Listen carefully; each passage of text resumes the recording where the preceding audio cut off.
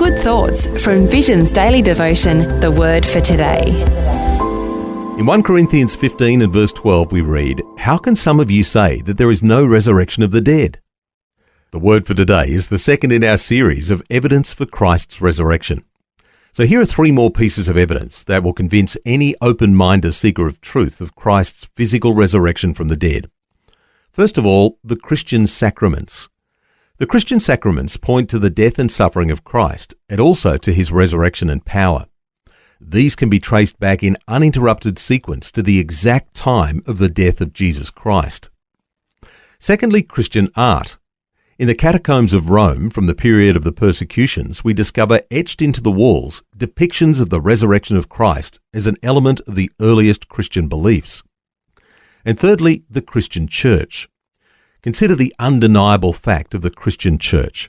Numerous people don't realize the link between the church and the resurrection, but scholars do.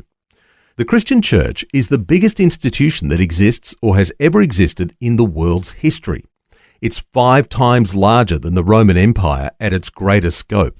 In fact, more than 2 billion people today acknowledge their worship of Jesus Christ as the alive and risen Son of God. How did such an institution come into and stay in existence? Somebody quips the Grand Canyon wasn't formed by a person dragging a stick. Neither was an institution the magnitude of the Christian church created by the fancies of idle dreamers in days past. Historians recognize that the Christian church can be tracked all the way back to the city of Jerusalem in AD 30, at the time of the death and resurrection of Christ. So in truth, we can say Christ is risen indeed. Evidence of Christ's resurrection, Part 2.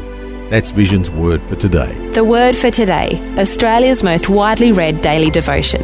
Read it, share it or subscribe. Free at vision.org.au or in the Vision app. Just another way Vision is helping you look to God daily.